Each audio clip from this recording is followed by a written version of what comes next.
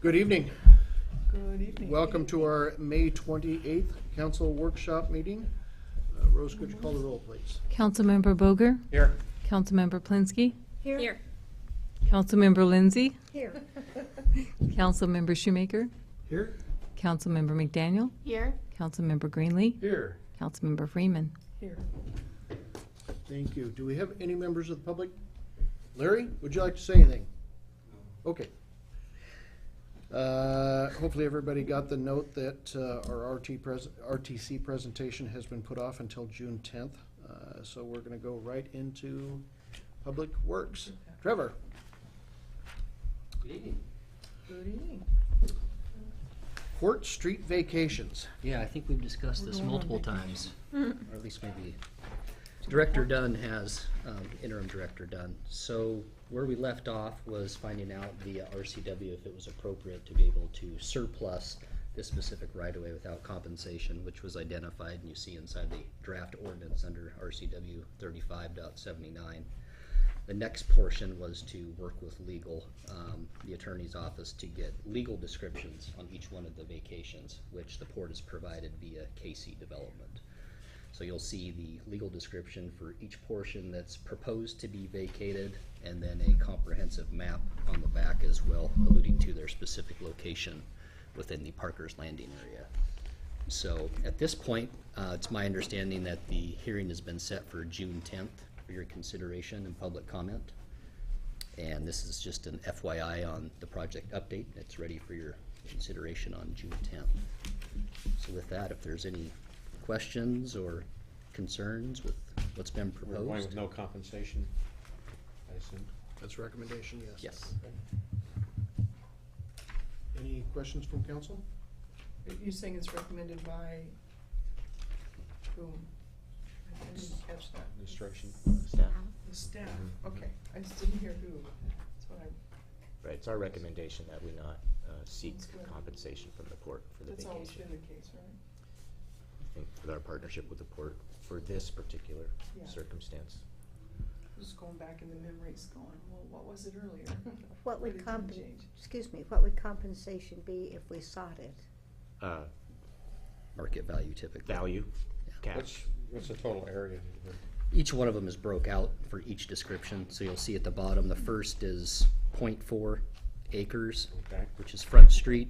Next one is 3/4, 0.74 for Washington Street, 0.22 for Columbia. So 1.6, between 1.6 and 1.7 acres. another half acre for First Street. Okay, 2.2. Yep, and then 0.32 for the unnamed street. 2.5 acres.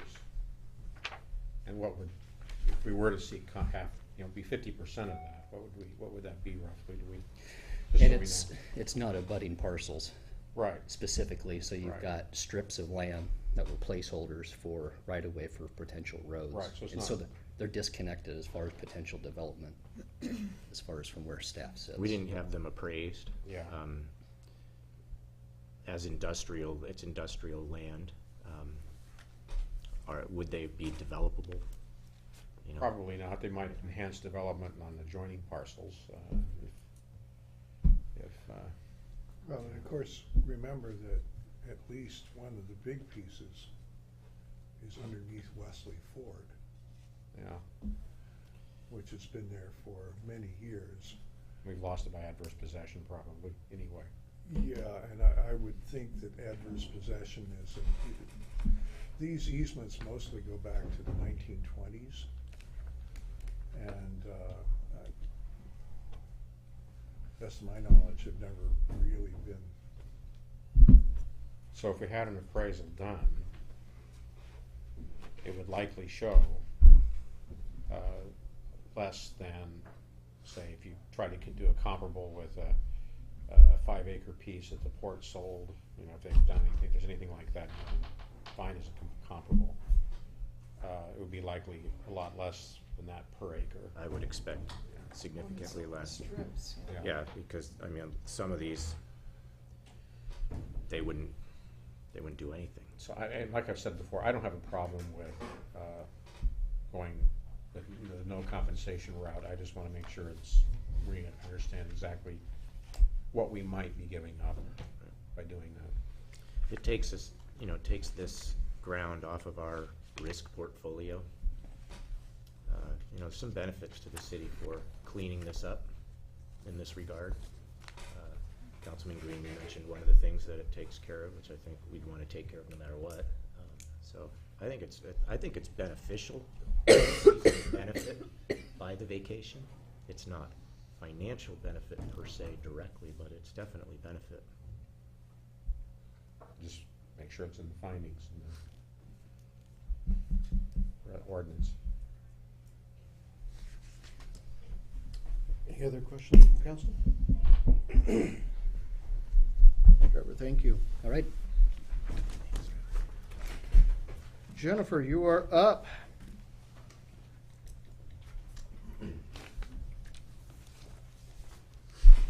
Quarterly financials. Woohoo!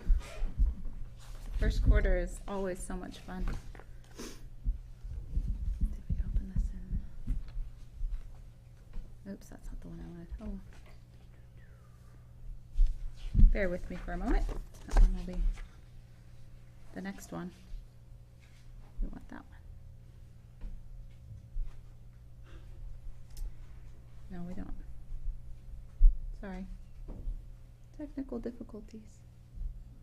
There it is. It was hiding. We're already at the end. What a deal. All right, that looks better. Report.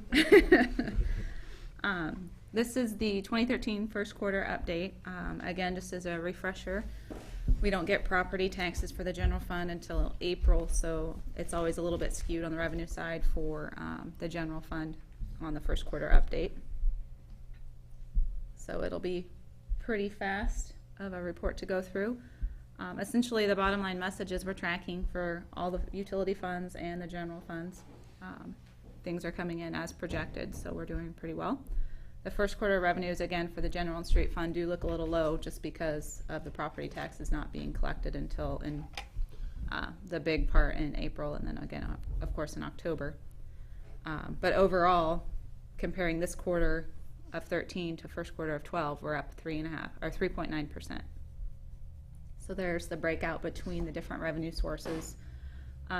You'll notice kind of a big decrease in the licenses and permits, and I think that's due to the state auditors changed our bars coding, which is how we receipt everything in and the different coding that we apply things to. So I think the 27% of the utility taxes, some of the franchise fees are up there, and I think in the past we've reported them under licenses and permits. So it's not that we're that much lower in 13 over 12, it's just recorded somewhere else in the scheme of things. And so again, overall we're up 3.9%.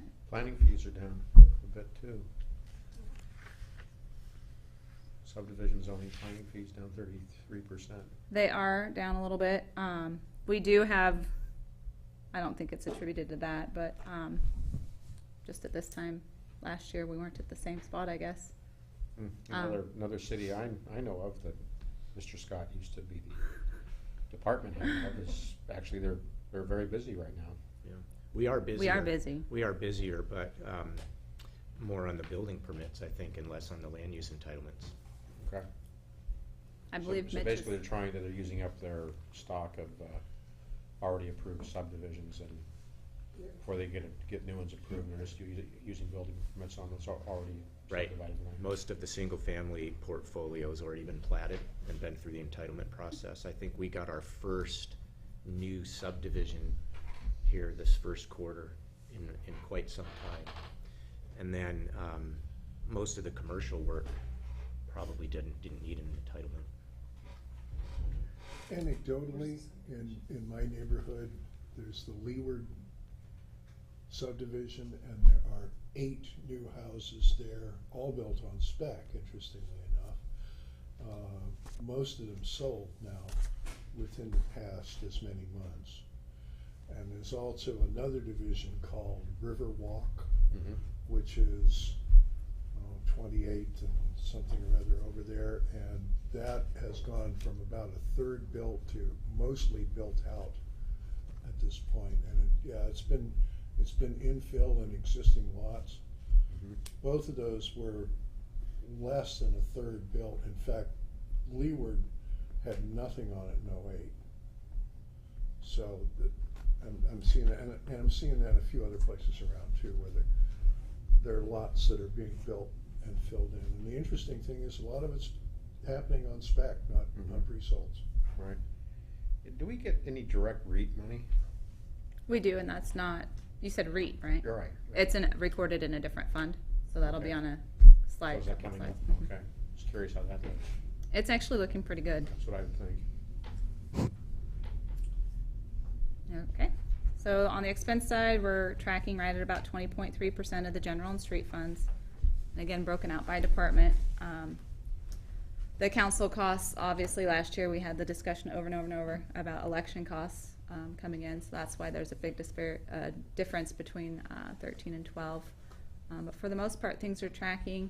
Economic development, we pay the first month of the quarter, so I think we've already paid them for the second quarter, even though it's not the second quarter, the end of the second quarter, so that's why economic development's a little high. General government services, we have changed how we've allocated. We've got some MRSC guidance on the use of some of our restricted funds, and therefore have appropriately allocated all of IT to the general government services line item, so that's why that one is a little higher than 12. But other than that, we are tracking right along. For the utility funds, water sewer revenues are at 20.1% of the budget. Stormwater revenues are at 24.5%, so again, right on track. And on the expense side, water sewer is at 21.5%, and stormwater is at 14.4%. That's a little low because we had budgeted to use some reserves of, the reserves of that fund to for that line crack in the drainage, and I don't think the expenses came out to be as much as we thought they were going to be. It was kind of an emergency situation, so we weren't sure how much it was going to be. So that'll probably be under budget pretty much most of the year because it didn't come in at what we thought. And isn't there a lot of seasonal labor involved in stormwater? Mowing. I don't know if that Retention goes ponds. mostly into stormwater or into the parks side and streets. It Streets. kind of gets allocated Both. between park, streets, and stormwater, depending on. Stormwater retention ponds and, Mhm. and the ditches alongside the road, I think. We do budget for that though, Yeah. so it shouldn't skew it too badly. So here's the spreadsheet that I was referring to for you. The REIT line items are Fund 104 and 106. Yeah. And we have budgeted 120 each. And as of the end of the first quarter, we were almost at 65,000 each. So we're more than halfway there in one quarter. So it's coming in pretty strong. We've had a couple really solid months. And again, most of those are allocated for the downtown bonds. If it begins to pick up, we will be able to have some discussions on what we can do with some of that. But at the moment, it's pretty much all tied up with the slurry seal program for the streets and then the downtown bond payments. Okay. And then you'll notice some of the funds are in deficit status, and that's for the general street fund. It's due to the timing of the property taxes.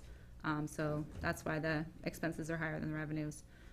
But for the remainder of the funds, they're for the funds that we expected to spend fund balance, the capital project funds and Well, the- I can't quite read it. My LASIK from 5 years ago is wearing off. But It's time for new LASIK. Actually, if you open your iPad, you can Yeah, open it a little bit bigger later, and if you have questions. Or if you get it actually printed off, you Yeah, still can't that's- You read. still can't no, I read can it. read it when it's printed off because I can get close. But the I'll mess it up if I try to make well, it I'm just going to ask you, the funds that are significantly in deficit, are those all due to the property tax timing? The top one, the general and street fund, the 495,000. The facility capital project fund, Uh-huh. we front-loaded that with the reserve fund, so we spend at a deficit level because you don't Okay. rebudget the money, the revenue side, so you just spend the expense side. The next one down is 85, which is the same thing. It's the transportation, the road capital fund. The 375 is the stormwater, water sewer stormwater bond fund. So again, we're spending the money that we've already counted Okay. as revenue. Okay, And then the other two are ER&R. okay. So we're, again, looking pretty good. Here's our astronomically high LGIP investment interest earnings, the percentages. They're trucking right along, Going up? a little bit. Better than going down. So that's what it equates to on a dollar across the city as a whole. We got $1,600 in interest in January, 15 in February, and 18 in March. Again, across all funds. Can I ask a quick question? If you can go back to the Sure. 2013 first quarter expenses, all funds slide, Yep. the really tiny one. Okay, Fund 401, the water sewer fund, Mhm. quite a large surplus. Can you talk about that a little bit? The 200,000. 208,654.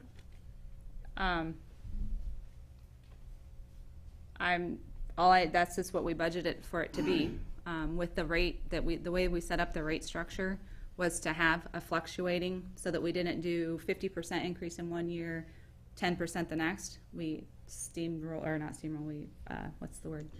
flattened the rate increases. So some years we'll have a bigger surplus and then other years we'll eat into that surplus. Plus, it's just the first quarter's data. Right. Right, I So was not just all the looking expenses would at come a comparison to last year's first quarter was only 97,000, so this is just, it was a rather large difference. It just depends on, like I said, what year of the rate increase we're at and where it would have been with the other increases. Timing of expenditures Mhm. during the course of the year. Okay. Thanks.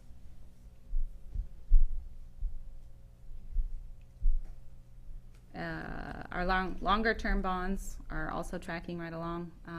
The ones coming due for the facility, the bond funds, we're just putting into the LGIP until we use them so that they still are earning some interest and we have them available for the projects. So far, at the end of the first quarter, we've earned $4,695 in these alone. That's it. Any other questions? You know, as far as the bond investment update, do you know where we were sitting this time last year on total earnings? Sure, it was quite a bit less. For the LGIP, it was probably a little less. I think it geared up to the 0.17 toward the end of the year. On the bonds, it just depended on which ones we had because we have, with the way we structured the bond funds, which is Fund 413, we had them coming mature at like 6-month intervals so that we would have cash flow for the capital projects on the $16 million revenue bond. So the overall amount of this slide here has gone down because we're pulling them out of the longer term. Oh. So we probably earned more last year because I think we had a higher portfolio because we had 2 additional bonds in there for the initial 16 million that we've wrapped into the capital project spending. Is that because of the interest rate? That's how we structured it for cash flow. So we had the $16 million influx, and instead of putting it all to be due in 5 years, to where we wouldn't have good access to it for 5 years, we wanted to make sure we had cash flow for the projects throughout the 5-year term throughout the 3-year term, for the project schedule. So we just kind of guessed as to when we should have those coming due. So we had them coming due, meaning cash flow back to the city at about 6-month intervals, except for the reserve fund for the bond fund, which is roughly 1.5 million. We've kept that rolling because we just keep that until the end of the bond, Okay. debt bond. Does that draw interest, the reserve fund? Yes, So where does that revenue go? back into the reserve fund. Okay, so it will just continue to grow? Correct. All the funds that, that's why I have it split on this screen here, general fund versus other funds versus water, sewer, stormwater. Whatever fund invested the money gets the interest. Same with the LGIP. We have this awesome spreadsheet if you'd like to see it someday with how we allocate it between all the funds. Sure. I would love to see it. Any other questions on the first quarter update? Before we jump into the next item, do you want to, the email you sent out today in regards to business license fees and all that kind of good stuff? Any questions from council members in regard to that question? I didn't see it yet. Joyce? I just asked if I could forward that to Richard Hamby. I already did. Oh, you did, okay. I did. Yeah, because that's the information that he would want. Correct. I printed Well, I don't one. know that he would want it, but Yeah. Well, no, he's but got I- it. but he- Yeah. Yeah. Well, that he was interested in, let's put it that way. And if he, I don't know if he came in yet. I have a printed copy too in case he didn't get it, which I don't think I snagged, but I did print it out as well to hand deliver. Potential? Well, I did make a couple notes, and I was just curious, we, obviously, when we collect that fee, we provide services to the company, I assume, of some sort, for that fee. We issue him a license, business license. Yeah, but we don't have Privilege any of- other, Privilege of doing business in the just a city. privilege, okay? Use the streets. Then, Use the streets, police protection, the things that anyone present in Washougal would be taking advantage of. Mhm. Not necessarily a resident, but if you're here, the police will respond if you have a need, Mhm. even if don't live here. Well, what's the history? Why did have we always gone with the state? Has that always been there? I noticed it started in 2010. What did we do before that? We collected it at the front desk. And was that a pain in the neck, which is why we went the other route? We did go the other route for convenience with this, it was supposed to be a convenience for both sides. It's not the easiest process. It does take several, because the way it works is the bulk of them typically are at that, you're gearing up at the end of the year for the beginning of the next year. So there's mailing costs to remind people that it's coming. There's all those things, processing. And folks typically have to use renew their state type licenses as well. So it was kind of a one-stop shop for the customer as well as alleviating some of the processing on our end. And they charge $9 for that fee. Mhm. Not just specific to our city, but for the whole package of renewals. Yeah, the, $9 So if they're per only license. renewing their Washougal license, then yes, it would be $9 just for the Washougal license. But if they're renewing others, I believe that $9 covers all of their sign-on at that That's a point. good deal for the And their state business. renewal. before we did this, a business had to get a license from us. They had to go to the Department of Revenue and file a form. They had to go to the Department of Labor and file a form. There was about 5 different agencies that they had to go to separately to file a form. And by doing it this way, it's one-stop shopping. My reason for asking is we always want to be business friendly. That's what we always talk Exactly. about, and Yeah. that certainly seems $9 is well worth. You're getting every city you work in for $9.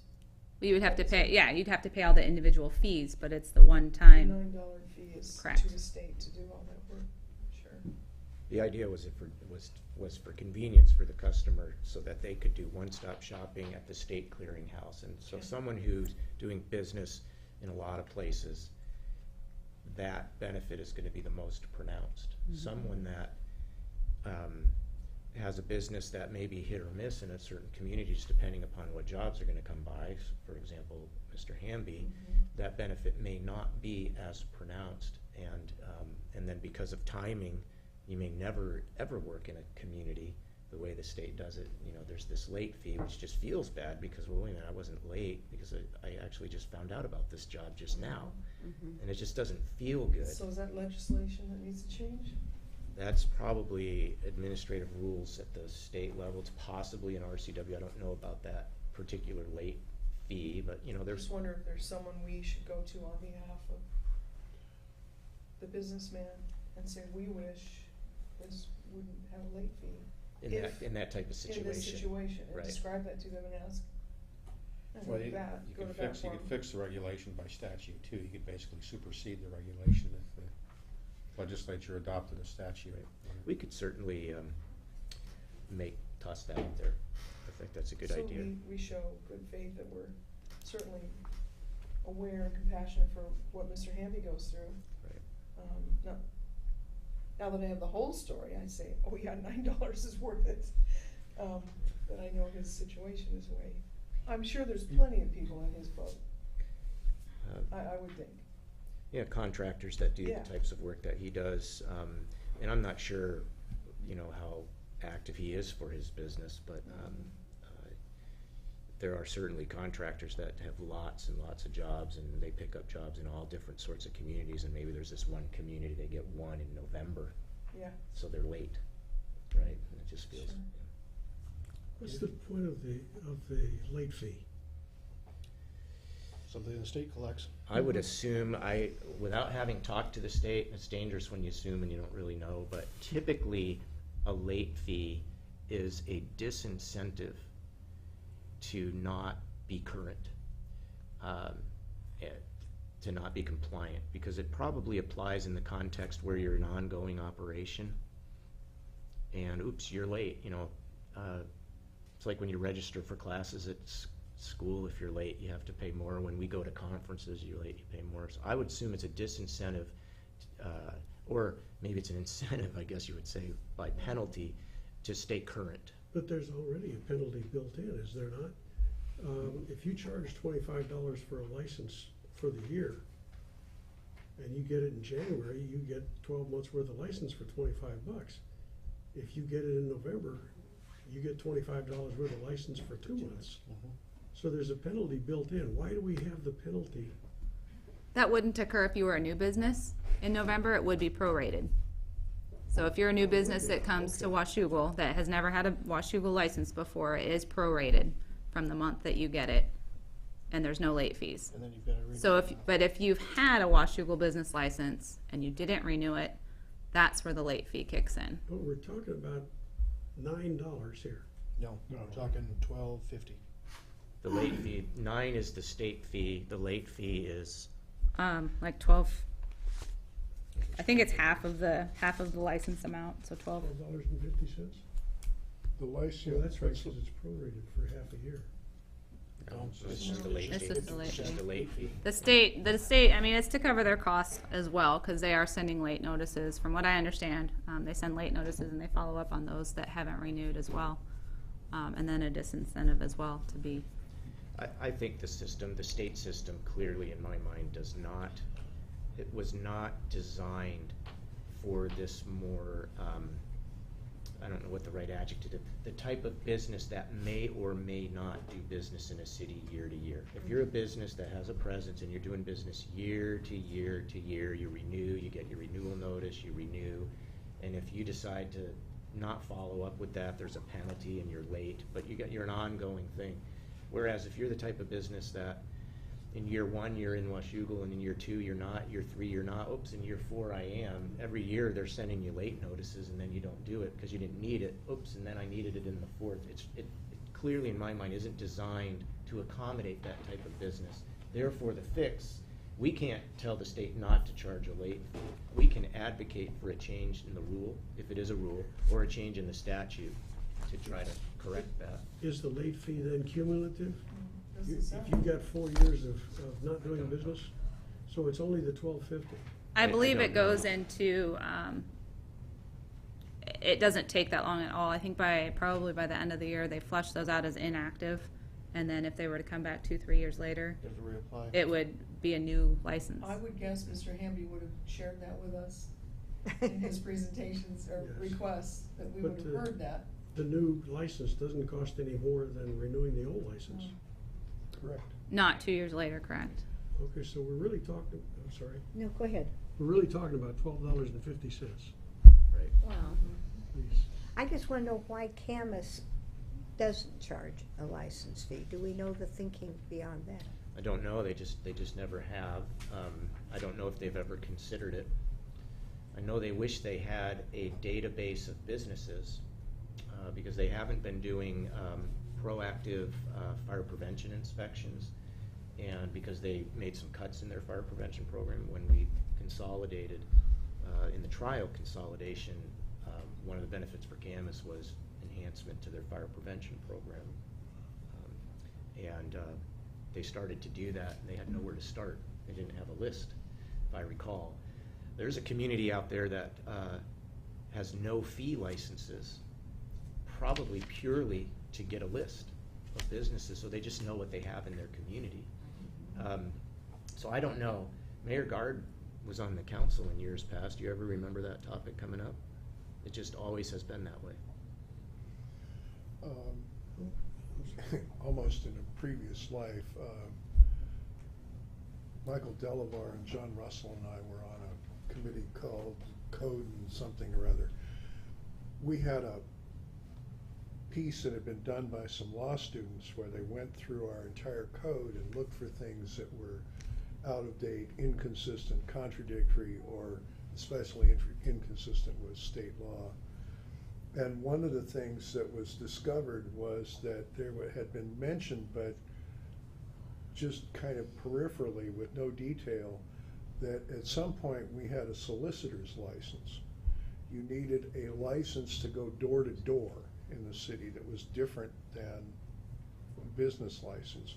And that dated back to the late 40s sometime, but kind of dropped off the books sometime in the 60s. Was never repealed, but just never any mention of it again. That's not entirely unusual, not so much in Washington, but a lot of other states will have a solicitor's license so that they can do a background check. We actually still have them, do we not? We do. We still issue those occasionally. Usually the Comcast, I think, was the biggest one that we've done recently. Comcast, the magazine salespeople. Right. And of course, things like, you know, soliciting for the high school for the coupon book is never licensed, it's exempt or something, I don't have it. For the schools, yeah, we wouldn't do that for fundraisers. Right.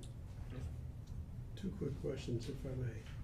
How much revenue do we get from this, and how many businesses are caught by this situation?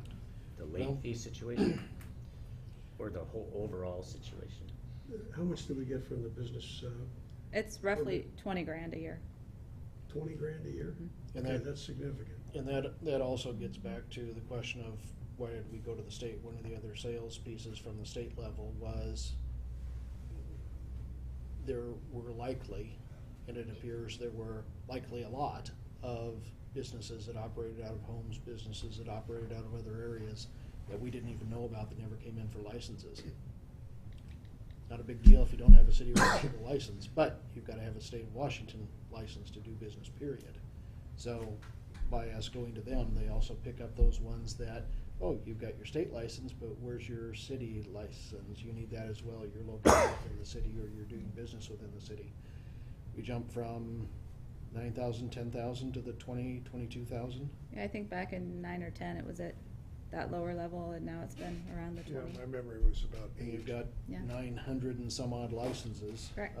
Only one we hear from on a regular basis in regards to this stuff, but the majority of those are not physically located within the city of Washington. So there's a lot. I think that's the bottom line for Jen's report that she sent out is our numbers are that large, but even our companion cities in the area other than Camas, everybody does that same thing as well.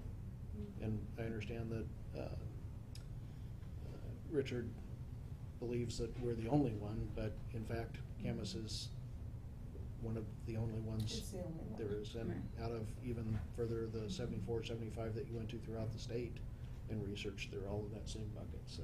Yeah, all the other cities are higher than we are. Well, that too, but the fact, it's just the fact that they actually do it.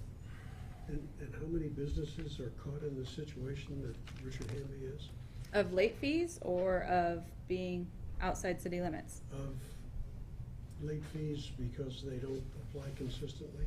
I don't know. I could give you a number, not today, but I could get back to you with a number of how many are currently outstanding.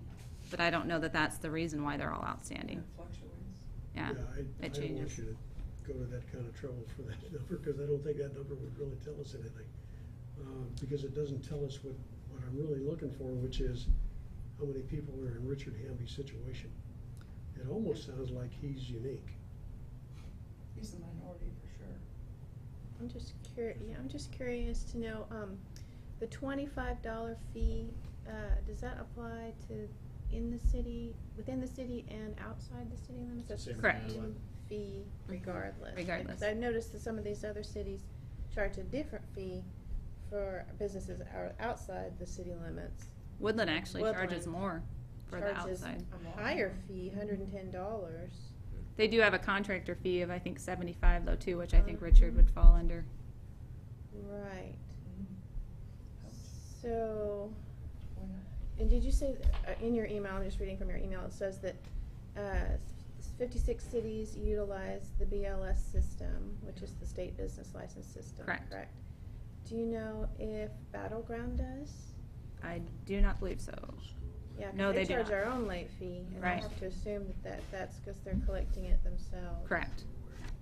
Okay, interesting. If we charged, I know this is like probably not going to be received well, but if we charged a little bit higher business license fee, would we be willing to take it back in-house? Well, I kinda did some math when I was in the car waiting for the meeting to start, cause I thought it was $9 per city. And I'm thinking, well, that would be almost $8,000 a year, it'd be worth it. But not to the businessman when it's $9 for every city, that's. Well, if That's way different. most of our licenses, the majority are coming from outside the city limits, then we could surmise that they're kind of like Richard Hamby in that they're not sure that they're gonna do business every year within the city. And so they are Comcast- probably paying the late fee. Comcast is a little bit of an odd situation because they're a franchise, they have a franchise.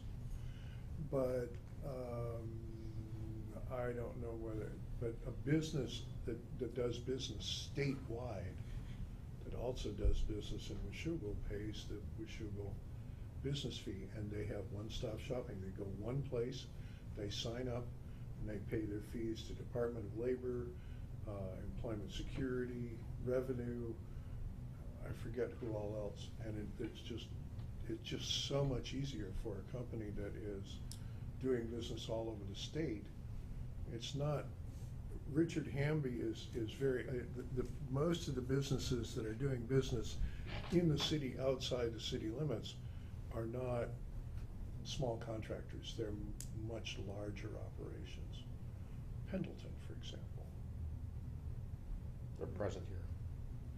I'm sorry? Pendleton is present here. So they're- Right, but they're not present in Ridgefield. Okay, yeah.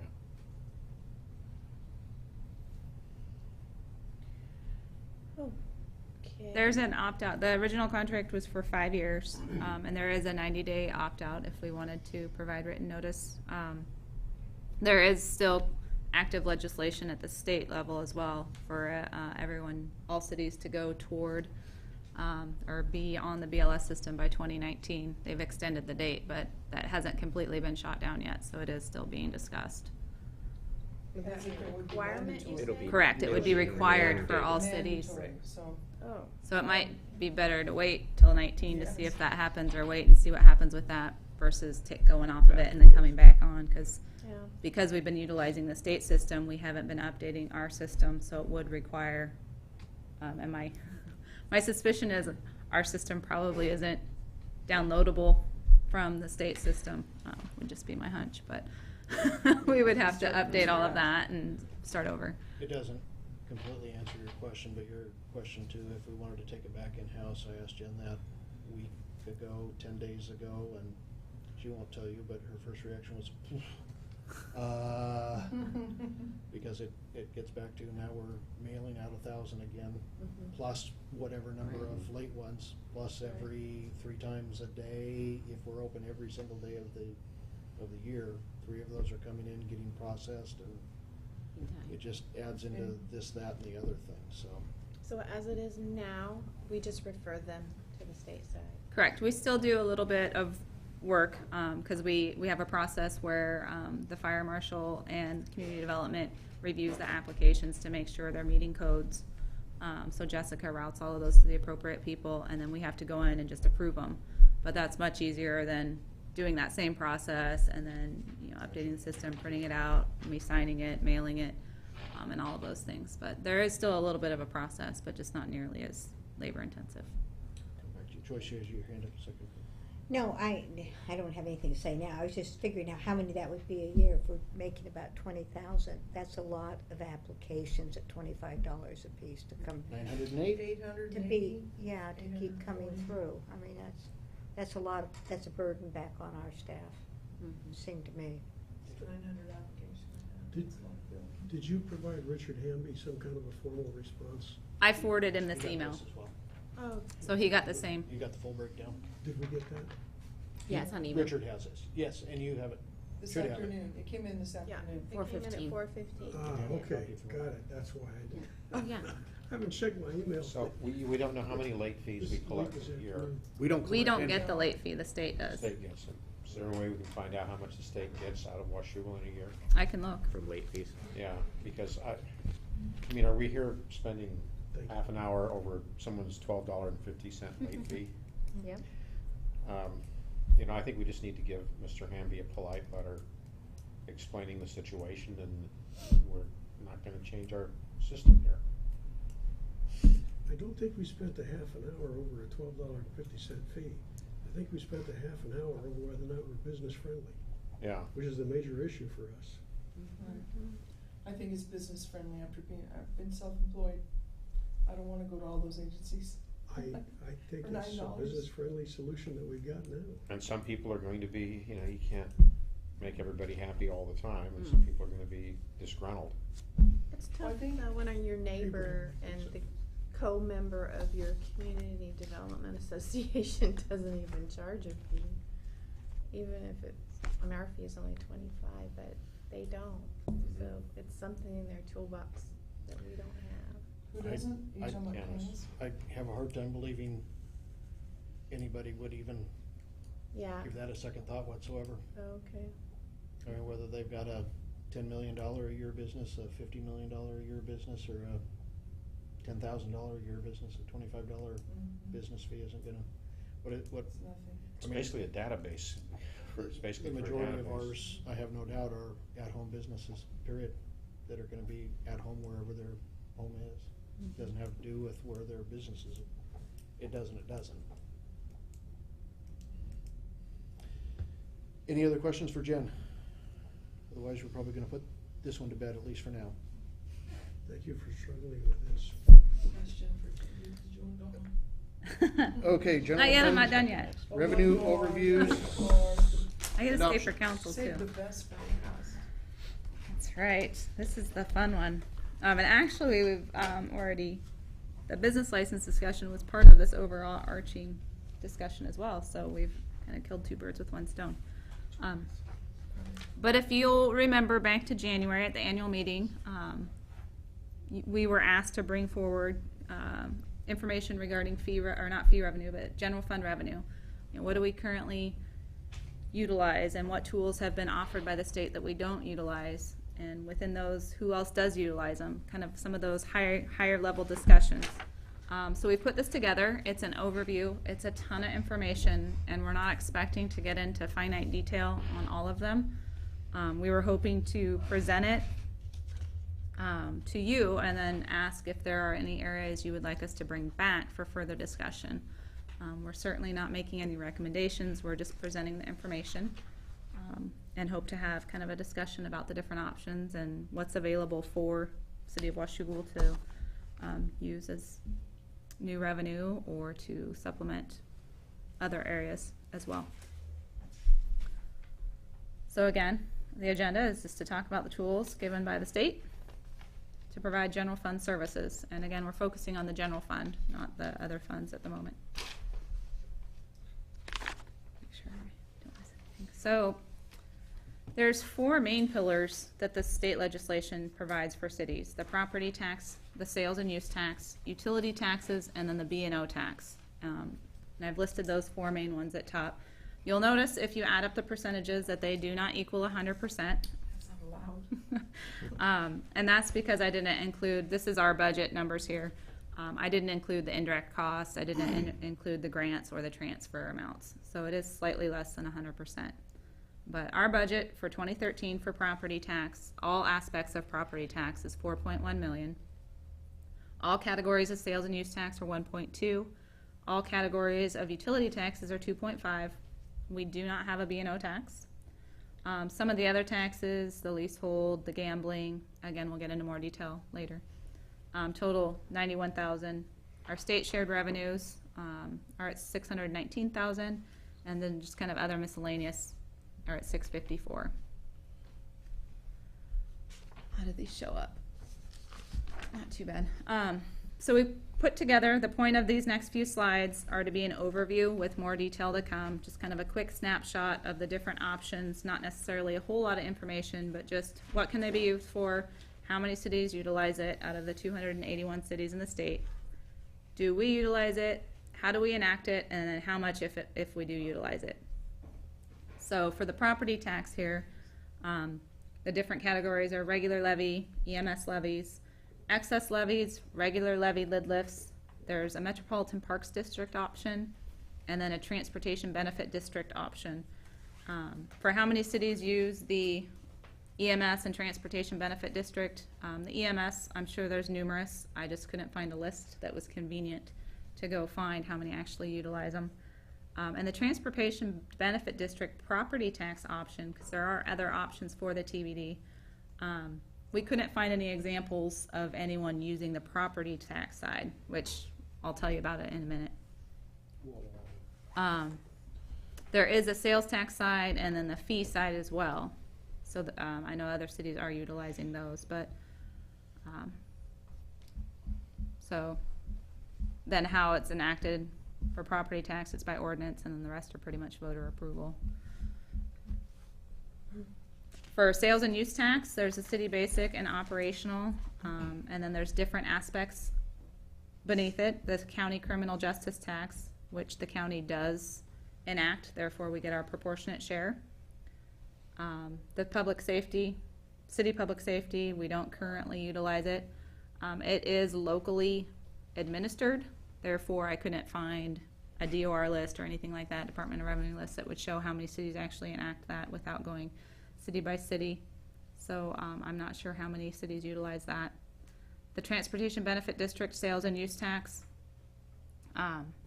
9 cities according to, I got my cities for the most part from this nifty little 2012 AWC handout.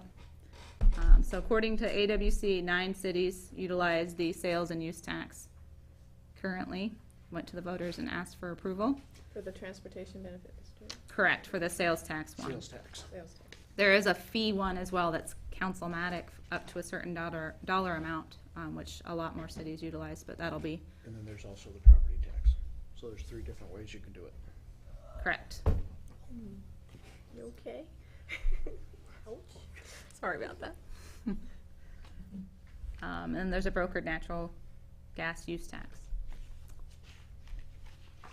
Utility taxes, electrical, natural gas, and telephone are all capped at 6%, which we'll get into more detail later. We have all those. Water, sewer, stormwater, you can see that 166 cities that did the survey enact a water utility tax, 152 do a sewer utility tax, 66 do a stormwater utility tax. And then for garbage, 146, and cable TV is 126. So the majority of the cities utilize most of the utility taxes statewide. Why don't we do a cable and TV utility tax? That discussion will come in a few slides. Okay, thank you. I don't know that I'll have the answer, but it'll come in a few slides.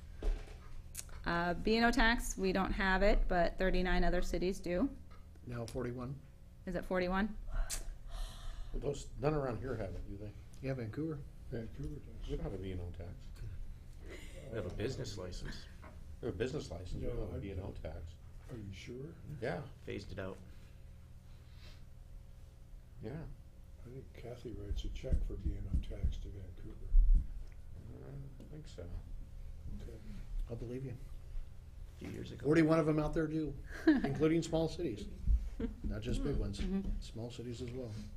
Yeah, when that was brought back several years ago, it went quickly down. Now, we have the per employee, Vancouver has the per employee head tax. Right. Correct. They don't have a B&O Oh. tax. Right. Okay. like a flat fee of what, 125 and then 50 per Right. employee, up to Right. 400. And then there are other smaller taxes, the gambling tax, leasehold taxes, real estate excise tax, and an admissions tax. Gambling tax. The admissions tax was, again, one that is locally, maybe that was the one that was locally administered, so that's why I did a Google search, and found numerous, Seattle, Kent, Now, I noticed in your Redmond. report up here, you combined leasehold and gambling tax into one line item in our budget report. Correct. Do we collect any gambling tax here We do. for pull tabs? And things like that? And 28, 28, our budget's 28.5. And then leasehold tax is just, that's tax that, that's on property that's exempt from the property tax, you collect a leasehold excise Right. tax. on public. Do we collect any of that? We do. 63,000, mostly Oh, that's patrol. right, it's right here, okay, right here. Guys, we're all jumping ahead. Yeah, This sorry. is the high-level overview. We will. Okay. We have Say it again. details. We do have detail. We wanted to have nice snapshots for Actually, you, though. it's right up there, just read it here. If she's gonna go over gambling. you're gonna- Yes, there is a slide on gambling. Shut mine. So what is an admissions tax again? I'm sorry. That is Theater a tax on admissions to like stadiums or dance halls or theaters.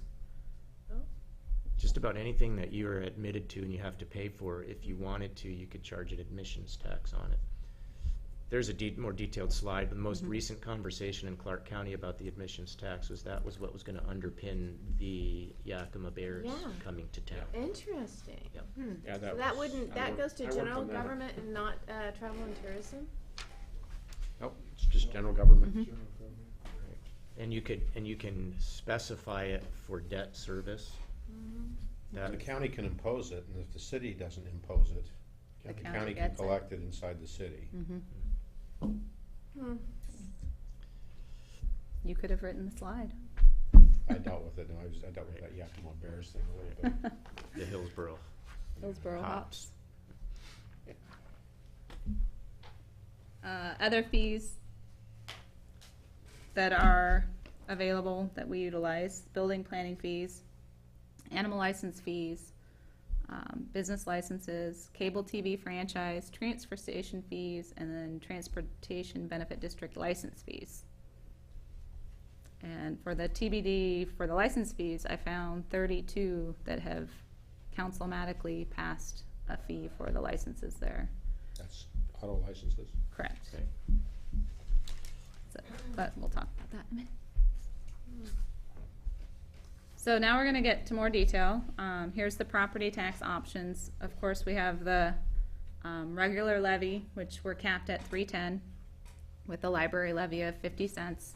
And the budget is at $3.6 million on our normal regular levy. The statutory maximum levy can't exceed 1% of the prior year plus new construction. And we're hopeful that this year we won't be capped, and maybe we'll have some area or room to work with that 1%. In the past, it really hasn't been an option. But hopefully, based on the articles in the paper, we should be hopefully having that AV move up. We meet with, The assessor tomorrow morning.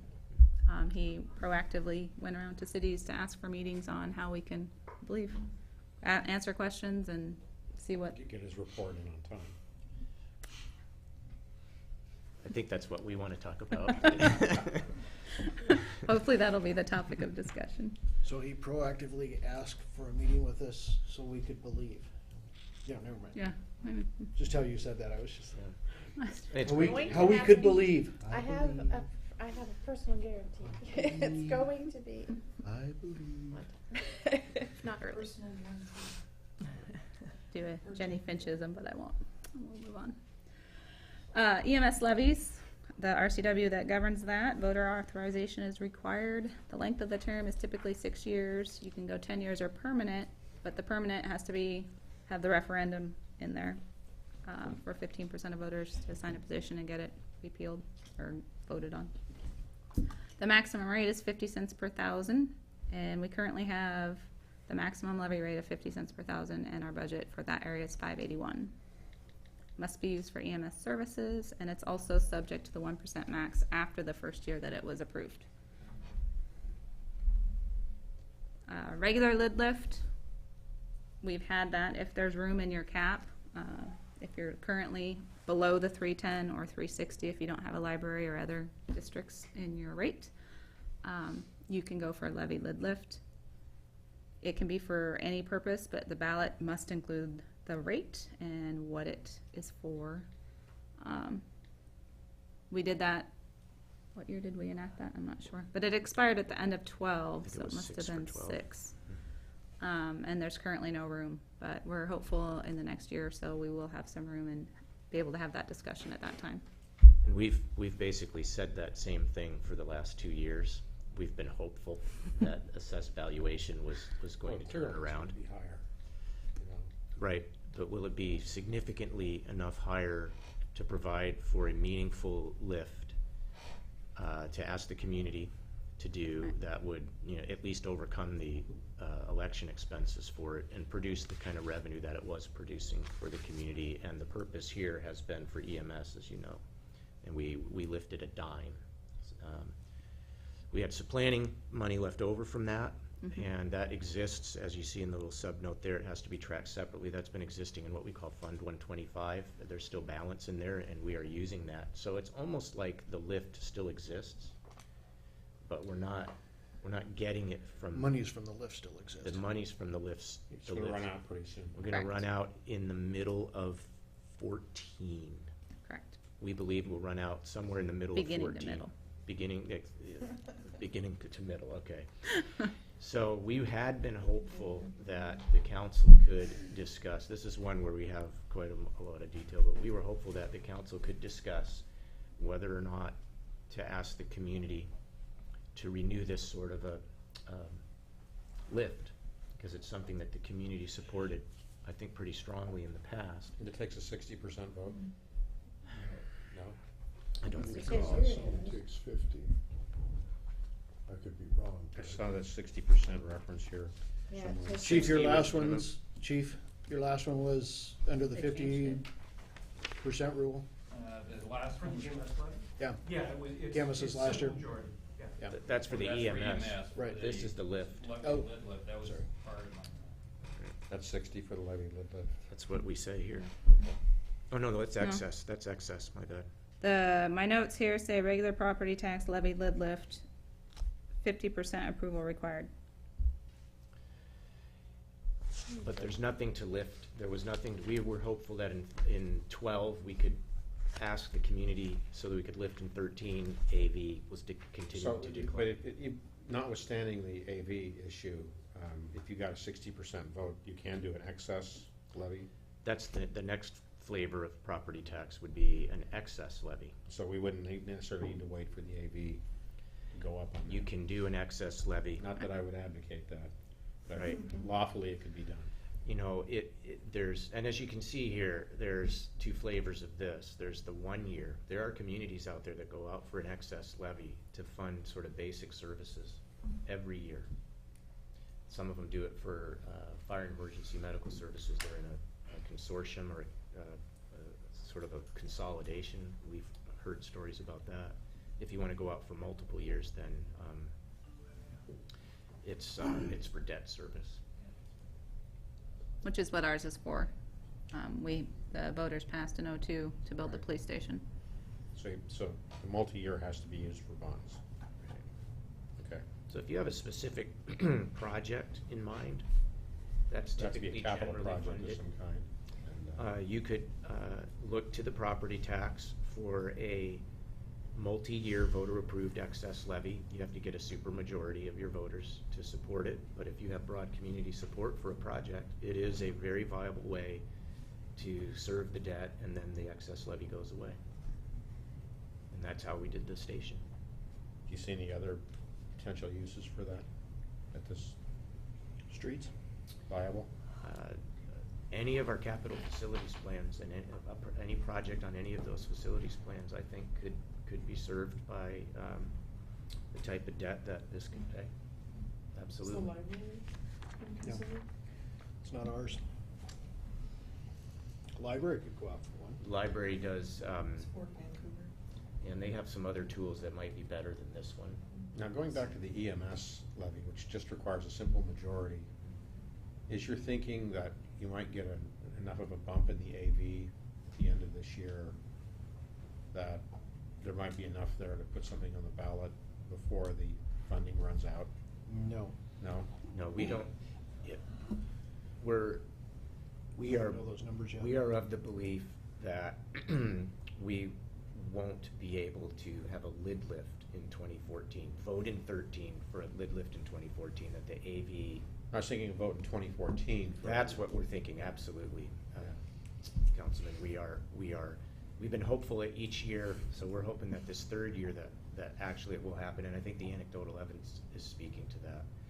So we would begin to have conversations potentially about this, because the council has talked about this before, about, you know, when could we do the lid lift again and ask the community, and we might be able to do that late this year, early next year, and then ask the community sometime For in some 14. election in 2014. One of the things that has been a peeve of mine is just a general, you know, Joe Sixpack kind of voter in town is, I don't like special levy elections. I like them combined with the regular general election. I just think it's kind of a, you know, it's a very low turnout election, and I'm just so you know, because it looks like I'm gonna be around for a while, I'm skeptical of scheduling elections In the spring, or yes. typically when the schools go, and Well, first of all, it costs more to do the election. And secondly, you have such low turnout that it skews the results. And if I could, just one minor thing on this. We talk about the limit as being 1%. It's actually not. It's the lesser of 1%. 1% or the gross domestic product inflation deflator. Right. And only an economist could love that number, but we have actually lost revenue 2 years because the IPD was less than 1%. 1%. I suspect, though, that that's not gonna be an issue in the future. It won't be an issue this year. In fact, one year it was negative, so we couldn't even get a zero.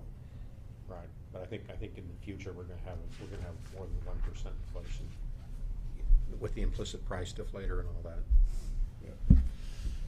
So, Jennifer, we're gonna roll you along. You're only at page 10. I don't even think I'm on page, oh, yeah, okay, slide. Gotcha. I'm on slide 13. Okay. 14. Now we're on 14. 14. Maybe, there we go. Metropolitan Park districts are another option for property taxes. They're a junior taxing district subject to the overall 590 limit, not the individual city limit.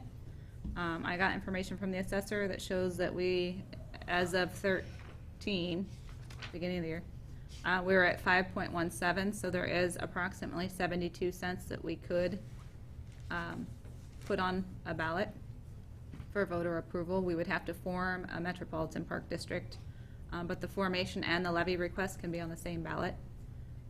It's capped at 75 cents per thousand, and it's restricted to parks and rec facilities and services. The governing board can be the city council if the boundaries are contiguous, or it can be its own board, but it has to be elected at the time of formation.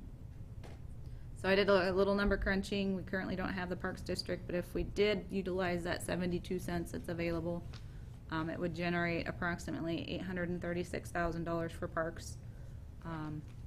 The email I got from the assessor, though, said make sure you qualify that with, you never know what future levies are gonna do. So it may not have the full 72 cents. And then the cost, I did a Google search on the average home price, and it said $250,000 for Washougal, which I don't know if that's high or not. But on a $250,000 house, it would cost approximately $180 annually. So there's an option. The TBD property tax option. Also, the district must be formed prior to the vote. It can't look like it can be on the same vote, so it has to be prior. You can do a levy for 1 year for operations, or you can go longer for bonds or specific capital projects. 60% voter approval required, and you can't put it on the ballot more than twice a year. Again, with the 10 cents per thousand, it would be about $116,000, and it would cost that same $250,000 house $25 annually. Now, the minimum participation is the turnout that's required in the election. Correct. What is that, 50%? No, it's a more complex sort of. See if my magic little book here. Well, I don't wanna take up time on that. I can get back to you on that. It speaks to having the election in a regular, You get turnout. yeah. Right. You can see here that basically a TBD using property tax is essentially an excess levy. It's got the same provisions as the regular excess levy. 1 year if it's for operations, longer if you're paying debt. Would only generate $116,000, that's really not much of a. If you did a 10-cent Oh. levy, you could do different amounts. That was just as an example. Oh, okay. Unless that Is there dime is the a limit. cap on how much you can? Is that Um, dime a limit? I don't think so, just a second. I think that was just an estimate that we had done, just for, because our So how dimes. does this relate with C-Tran? We're part of their transportation benefit district. It's completely different. Completely different. So this has nothing to do with that. No, nothing to do with C-Tran. It's a Same tool. words. Yeah, it's a tool that the legislature provided to cities I don't think so. Okay. so that they could find revenue specifically for transportation. Because it's access, and if you look back. Additional tool. beyond what it- Infrastructure. Yeah, and so you can, and then typically what we say to the legislature is, give us lots of choices and lots of tools, and then let us make the decisions locally, instead of telling us how we're going to do it. And so the Metropolitan Parks District tool and the TB, Transportation Benefit District tool, are a direct result of advocacy from cities wanting to have tools, and then some use it and some don't. But it gives the So- choice to us. What did you say it was? Infrastructure? You're talking about roads? Right. Okay. I don't use transportation in the realm of we're gonna start running buses or taxis or any of that. This is for roads, road maintenance, Right. all of that type of stuff. I think if a city wanted to, when Jen and I were digging, you could, if a city was involved in transit directly and had its own bus service, that a TBD could be in support of that. It can be in support of ferries. Service. But we don't do that. We don't Prioritize. do that. We're So not gonna do that. for us, it would be, Not for us, it would be prioritize. potholes. That's what we're talking about. Well, what about like 32nd? I mean, finishing that up, you could probably do it for that. Depending upon, if you wanted to fund a significant project, so it's almost the same answer to the question that you had about the excess levy. Can you think of other projects? You could go under the excess levy, or you could say, we're gonna do it as a transportation benefit district. I think there's maybe a little more accountability that would be perceived by the electorate, because it's so focused. And you certainly could come up with the debt service necessary to do that project, and then ask for a multi-year TBD property tax. We're not aware of anyone that has successfully done that or even asked for that. Most of the TBDs that are out there are really being done for kind of the preservation and maintenance of streets. There's a couple out there that are taking on some capital projects on arterials, like 32nd, and they're mostly tab fees, license tab fees, which Jen will get to in a little bit, or the Okay. sales tax. Okay. All right. That brings us to sales and use taxes. The breakout, city basic and optional, the county criminal justice, city public safety, TBD, and the natural gas. So our total budget for all those categories of sales and use taxes is 1.2 million. For the city basic and optional, there's a 0.5% sales and use tax. The city retains 85% of that, and 15% goes to the county. We impose the full 1% option, so there's no room there. The county criminal justice portion, The county does impose the tax for criminal justice, and we receive our proportionate share. The one option that is available is the public safety, city public safety. It's a maximum of 0.1% voter approved, and it would be a tax on everything other than motor vehicles. The same 85-15% split occurs with the county, and based on our calculations, it would generate approximately $94,000 a year, or one officer, roughly. We broke that out. We did a little digging, and there's an estimated 5,200 households in Washougal, and so that breaks down to an average of about $18 per household per year. The TBD sales tax option, it's a maximum 0.2% voted tax for identified TBD projects. As Dave mentioned, the ordinances that we looked at are pretty widespread, and project can be pretty open. Most of them had the maintenance of their streets as well included as a project, and we're able to use the funds for that.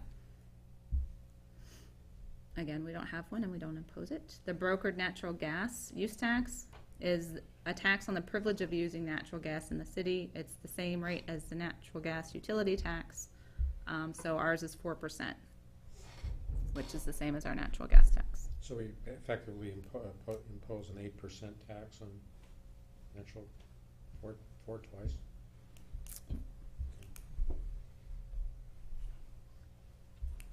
The general fund utility taxes are collectively $2.5 million. They're levied against the gross operating revenues of the applicable utility. We'll go over all of them. Again, electrical, natural gas, and telephone are non-voted max of 6%. They could be higher with a vote. We impose 6% for electrical and telephone. 6% on electrical is roughly $680,000, or 6.4% of our general fund. Telephone is at $395,000, or 3.7% of the general fund, and the natural gas is the 4%, and this is separate from the tax. The sales tax side is at the $134,000, roughly $135,000, or 1.3% of the general fund. So the only one that has room there would be natural gas, but it does have the other 4% on the other side. Our water, sewer, and stormwater rates, there's no max set for these utilities. They're for general governmental purposes and uses. Our current rate is at 20.4%. However, the general fund pays the water fund back $256,000 annually for the hydrants, so the net effect of that is the same 10% tax that we've had forever, or $320,000, 3% of the general fund. There has been recent legislation on that has reversed the hydrant ruling, so with our cost of service analysis that we're currently doing, that will be part of that, will be to reduce that back to the 10%. The net effect really doesn't change because of the transfer between the general fund and the water utility fund, but it will show a smaller tax. It's 10% on sewer sales, which is $411,000, or 3.9% of the general fund, and we currently have no tax on stormwater sales. Do we have any idea what a stormwater tax would yield? At, say, 10%? I could tell you. You can get back to me later. Okay. Make a note. How old is our stormwater utility? 09. Not that I would advocate it, I was just curious what. That was the one we didn't do that for.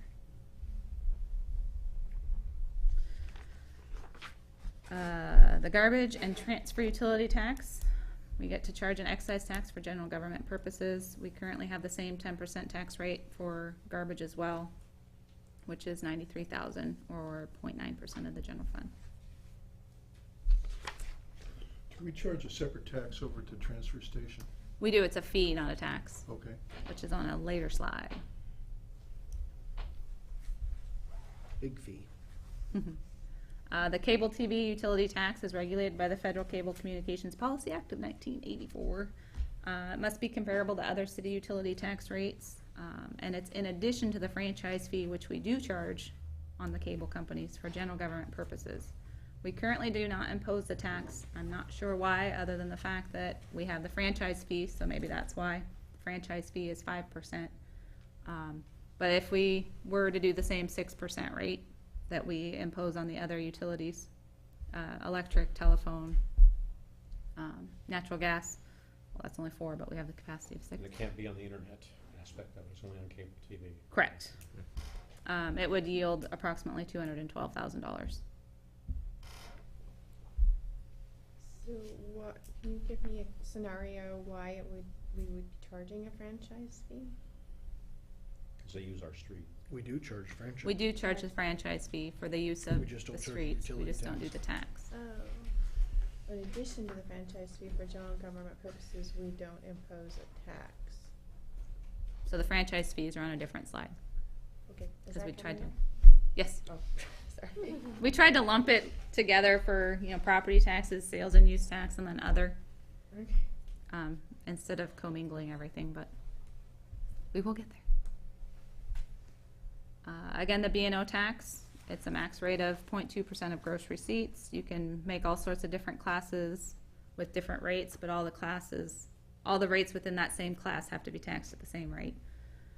They do have levels for what wouldn't be taxed. The 20,000 was the gross receipts cap or whatever that you wouldn't charge under that, but you can set it higher, and the proceeds are for general purposes or uses, and we don't currently do that.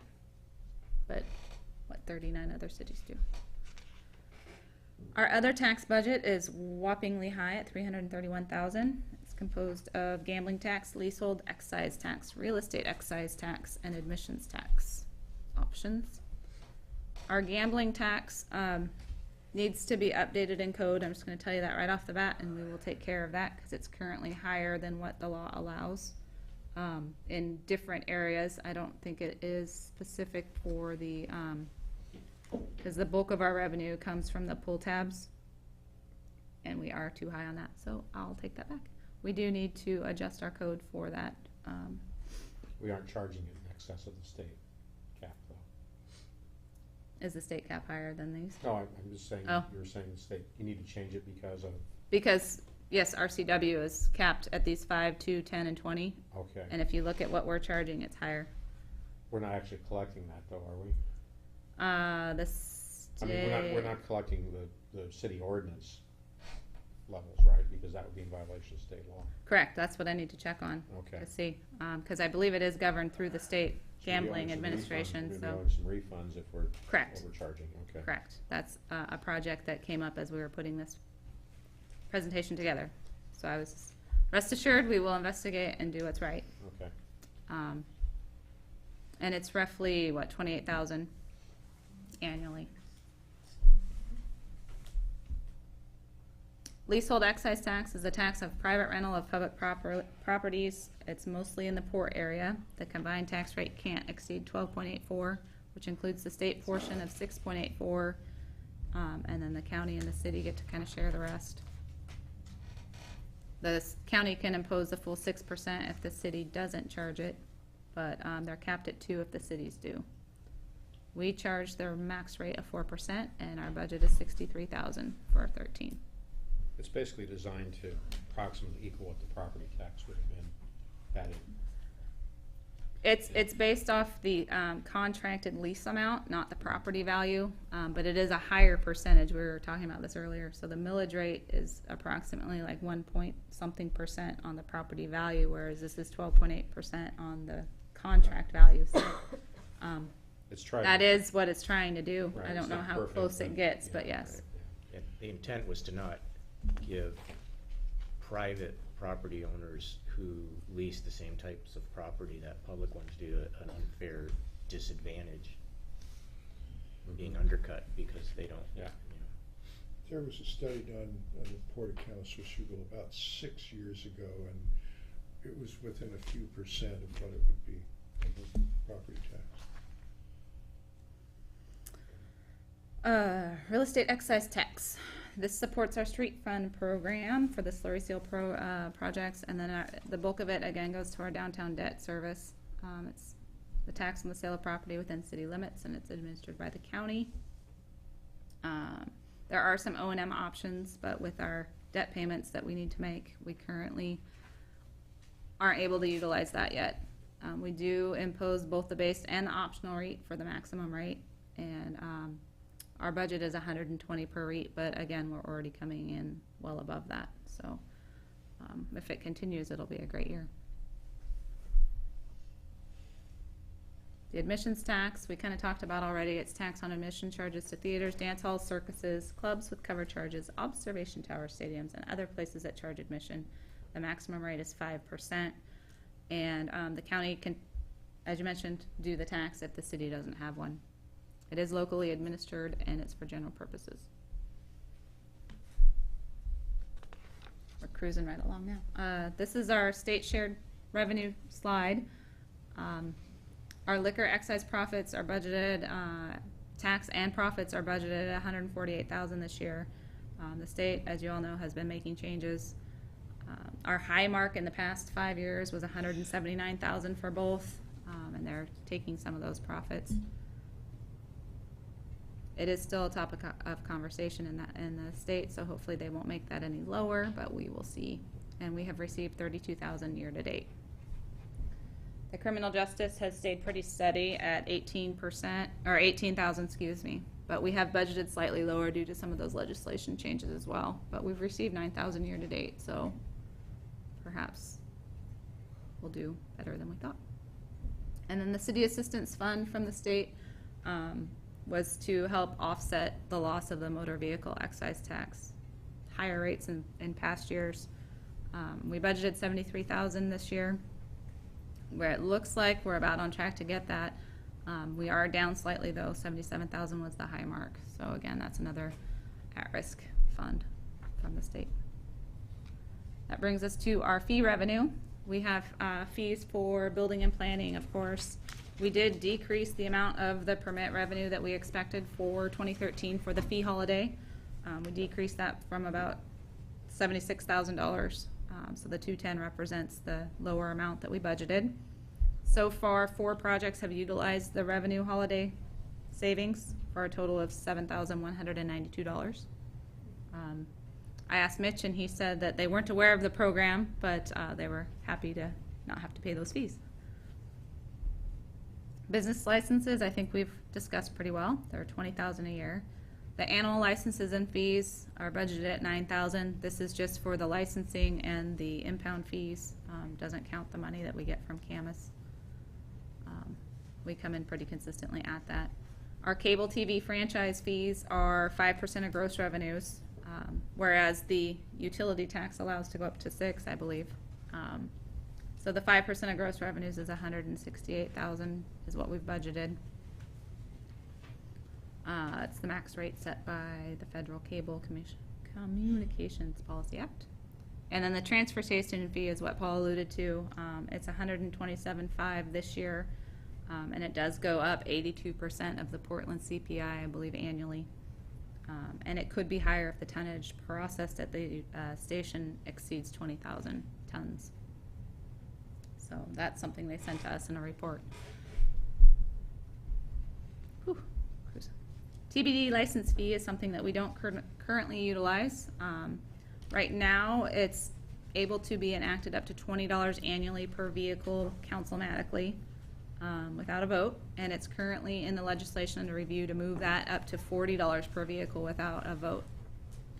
If you want to try for a higher amount, you can do so with voter approval. I don't believe any of those higher amounts have passed by voters in the state. The revenue, again, has to be used for the identified projects, and the maximum is a 10-year term unless it's paying for debt. We don't currently have one, again, but based on, I think it's a 1.5-year-old vehicle count of 9,502 vehicles registered within city limits, it would be an estimated revenue of $190,000 at the 20 and $380 at the 40. And one thing to note with that is there is a lag from when you enact it councilmatically and when they start collecting. I think it's a 6-month delay. And so if you enact it in the middle of a month, they go 6 months and then start the next month, the beginning. So I'll always start at the beginning of the month. So there is a time delay on the revenue on those. Jennifer, on the maximum 10-year term, is that for the voter approved one, not the councilmatic? I think it's the councilmatic one as well, but I could be wrong. I can check. I'll look into that.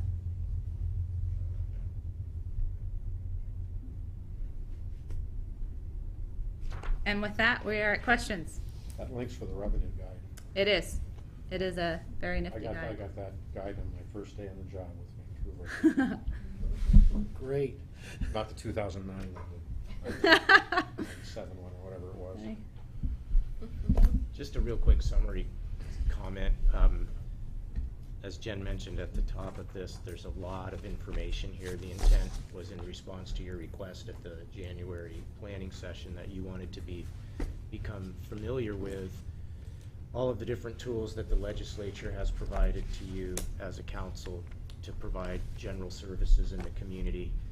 And you can see that Washougal uses many of those. 3 of the big 4 that we call them. E&O is not something that's very popular in the state.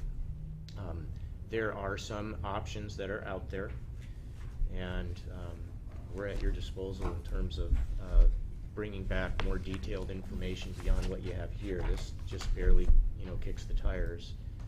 If the council is interested in either further understanding or further exploration of any of this information, we're ready to be responsive to that if you want us to be. Let me just say that I'm basically not interested in raising taxes. I might be interested in restoring the EMS levy, but other than that, I'm basically not interested in raising taxes. The lift, renewing that lift, basically. And that was That'd be the one exception. That was at 10 cents per thousand. I would like to see us some way figure out how to help the library expand here in Washougal. Whether that's a purchase of land or what, I'm not sure about that, but that's the one project that I would think would be worthy to the worthwhile to the community. Someone heard if they're gonna potentially go out to set up a library district as a taxing district here. We are part of one. No, I'm talking about for a region. You can go out for a regional district to go for a bond. Yeah, the tool that they have, it's, I forget the acronym. It's similar to the LIFT acronym, but it's not exactly that. They can go out and create, they exist as a district and they certainly tax, they're a taxing district. They have a tool that they can use, and Yeah, but it's more regionally focused, and they can go out just for certain areas of Locally voters. focused. Correct. right. But they could go outside of our city limits. It could be just 98671. They could use the school district Right. boundary. They can decide that. It was used already in Vancouver, and that would, they are working on that. They have folks helping them, consultants working on what all those different options would be. Now, to the extent that we would want to invest as a partner our general funds, we would not be prohibited from doing that, and any of these tools that would be available that could be generally used. It couldn't be a transportation benefit district, of course, or it couldn't be a metropolitan parks district tool, but it could be any of the other tools, most of which require the voters to say, yeah, this is something we want to do. We could certainly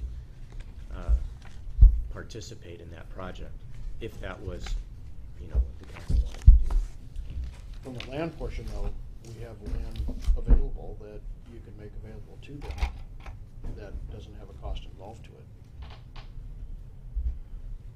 Well, I was over at Cascade Station the other day in that library, and I thought these marvelous small libraries are really an addition to a community. And ours is just so small. Our library here is just not user-friendly, and there are no meeting rooms. There's none of the facilities that also could combine with community rooms also. Yeah, we had, there certainly for Vancouver is looking at what they can do in this community and Woodland both. David and I just had in I don't know if that was an interview, if that was a survey, or what that was. Both.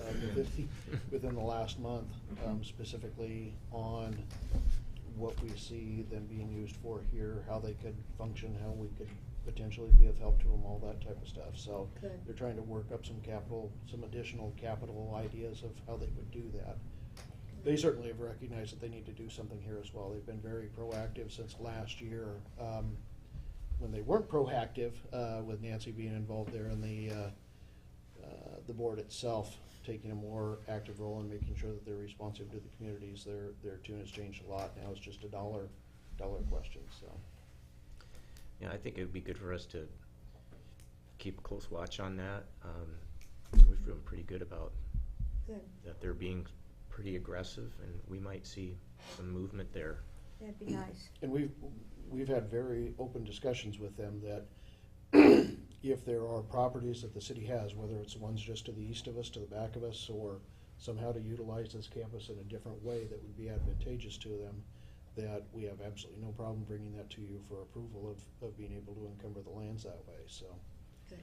They know that if it falls inside of that and you all are in favor of that their land costs of that equation could be zero. Good. Don't you? Jennifer, you mentioned that there were $7,000 in fee holidays, Mhm. but the companies didn't know it even existed. They were gonna do the project anyways. Who is it that would be advertising that we're doing this? Is that Quita? I don't know how that, just refresh me if you would on that process. Quita has the information, and when they have a client and they're working with them on the pro forma for a project, they certainly make them aware of the fact that those fees would not be part of their cost portfolio. It's on our website, but we haven't. CREDC. So it's not something you CR lead with, it's something you present once they've come to you. Right, you know, we do some, you know, there's a little bit, CRDC and Quita do a little bit of proactive recruitment, but it's as Paul presented in his report, a lot of it has been being responsive to some leads. Thankfully. Trying to make things right, so he's been able to be busy on that kind of stuff, but, yeah, when we mentioned it, it was, a way to try to help those that were kicking the tires, if it helped them at all. Potentially more symbolic than it really was, really tangible to the pro forma. The $7,000 amount for 4 projects is not significant. However, those businesses drew an impression of us based on the fact that that those fees didn't exist, and I think it assisted in that being a favorable Jennifer session. and I have a school board meeting we have to be at. We'll be back. Am I riding with you? Well, I think the appointed hours arrived anyway. Yeah. So I think we're done. Okay, I thank just you. wanted to compliment you on that. It was an excellent presentation. It was very, very This- comprehensive. This is just meant to be the start of it, as you'll remember from Jennifer's update in January. I mean, we've got a pretty good sized hole that adds up going through 2018, so in the process of starting to figure out how we fill that gap and all the different things, we wanna make sure that everything is on the table for you for considerations, in addition to additional things in regards to fees and licenses that we have, so. Thank you. To Thank be you. continued. Yes. Let me know or let Dave know if you have other topics you want further information on. You have a couple follow-up Yes, I questions. wrote them down and I will email everyone. Okay. Thank you. Thank you. With that, we are adjourned until, we're adjourned, back here at 7 o'clock for regular meeting.